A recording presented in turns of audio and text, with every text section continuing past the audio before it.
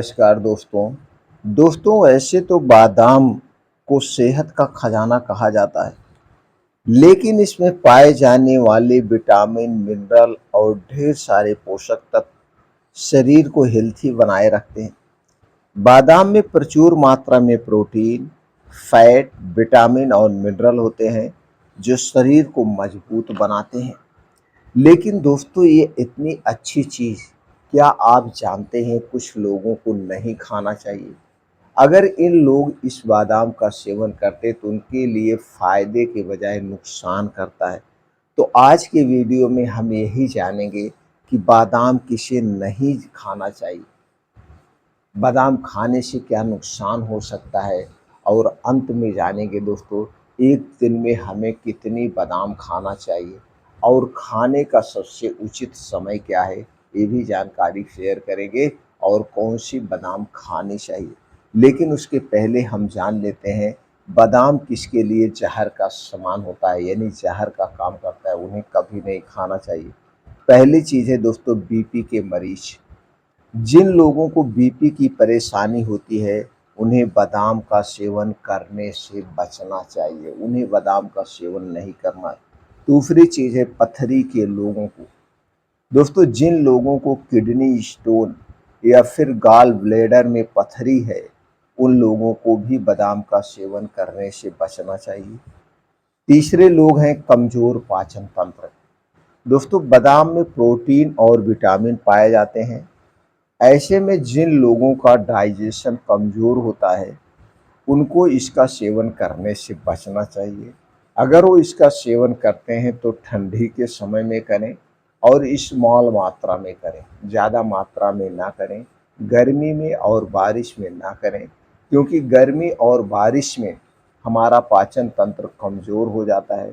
उस कंडीशन में करने पे इससे दोस्तों गैस, कब्ज, एसिडिटी की समस्या हो सकती है। चौथे लोग कौन से हैं दोस्तों? जिनको एसिडिटी की शिकायत है। जिन लोगों को एसिडिटी की समस्या होती है, उनको बादाम के सेवन करने से बचना चाहिए, क्योंकि बादाम एक सुपर फूड है। बादाम एक सुपर फूड है। हाँ, अगर घर पे कुछ मीठा बन रहा है, जैसे खीर, सेवई, ऐसे कुछ मीठे बन रहा है, तो उसमें उसका प्रयोग कर सकते हैं। वैसे सुबह खाली पेट एसिडिटी के मरीज को बादाम नहीं खाना चाहिए। पांचवें लोग हैं दोस्तों वेट लॉस। जो लोग वजन कम करने की कोशिश कर रहे हैं, उन लोगों को भी बादाम का सेवन नहीं करना चाहिए, उन्हें बादाम के सेवन से बचना चाहिए। और छठे लोग हैं बादाम से एलर्जी।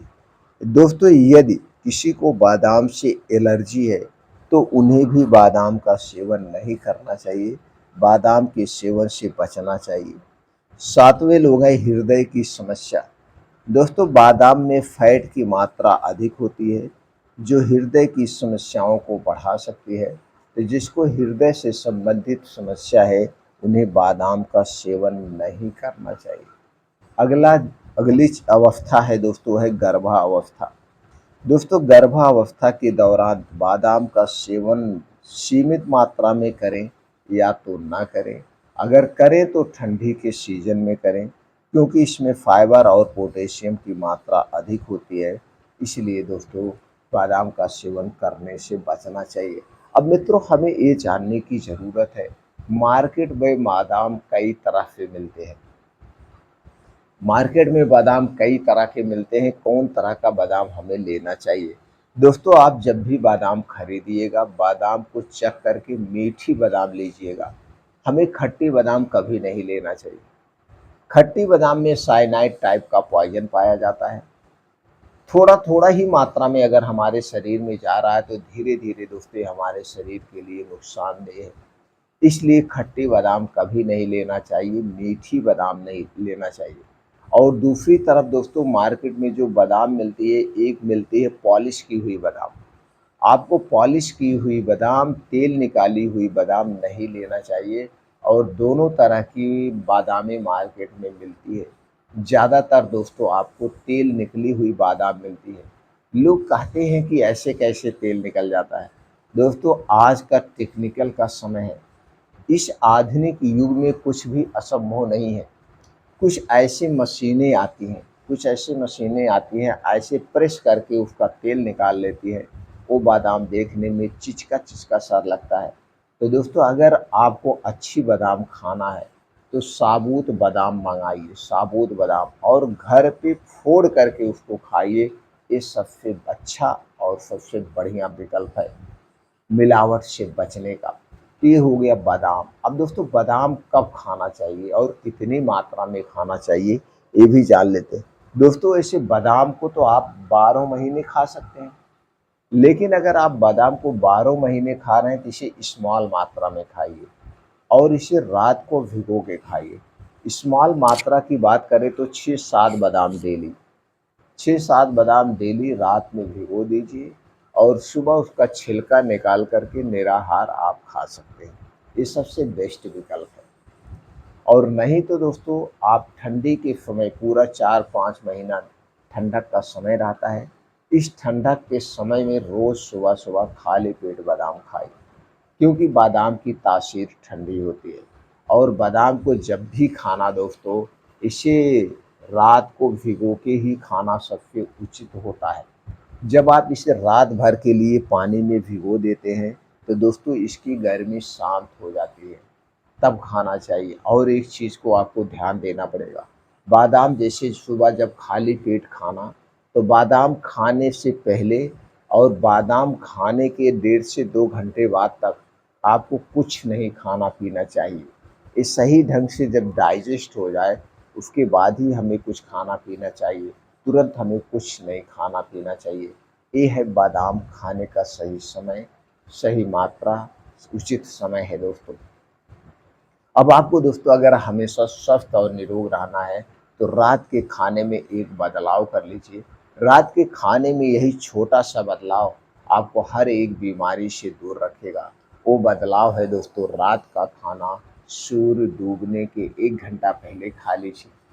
दोस्तों सूर्य डूबने के बाद हमारा पाचन तंत्र स्लो हो जाता है और सूर्य डूबने के बाद जब हम खाना खाते, वो खाना जल्दी से डाइजेस्ट नहीं होता है और जितने देर तक हमारे पेट में खाना पड़ा रहेगा, फिर वो खाना जब ज़्यादा देर तक पड़ा रहता है, वो खाना सड़ने लगता है।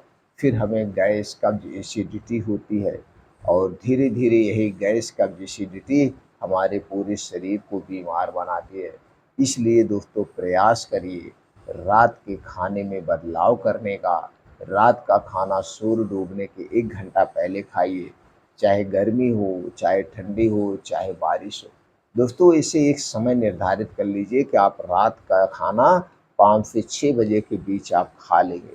और जब आप रात का खाना शाम को 5 से 6 बजे के बीच खाते हैं और अगले दिन आपको कब खाना है, 10 से 11 बजे के बीच में, तो डेली आप 16 घंटे का उपवास कर रहे हैं और यही 16 घंटे का उपवास आपके पूरे शरीर को स्वस्थ बना देगा। वो कैसे, चलिए ये भी बता देते हैं।